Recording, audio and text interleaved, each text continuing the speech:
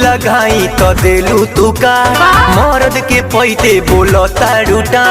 ओहो अरे काहे पीछा पड़ल बारो फोन लगाई तो दिलू तू का मर्द के पैते बोलो तारुटा।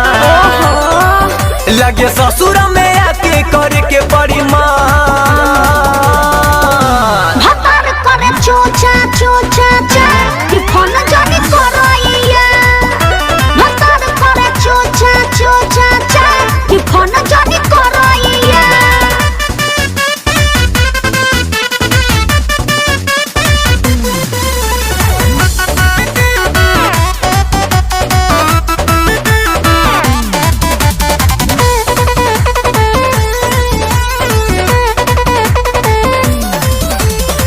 कम से कम हमार 10 गो नंबर कैले बला खोली बोल तो हर करवा दे हम तला। अरे ऐसा अब थोड़ी हो सकेला। जान जाई पिया बात देबे लगी गारे ऐसा न गलती करी हम भारे। अब टेंशन तोरा के नहीं के हमार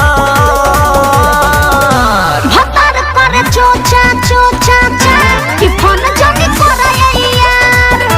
भतार करे चोचा चोचा चा कि फोन जानी करइया यार।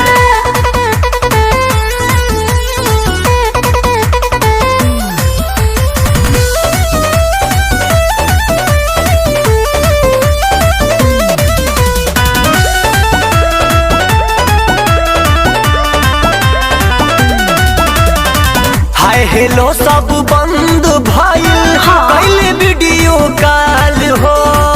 साल भर बीत गइल रवि के पूछलू न हाल हो। अरे पहले के बात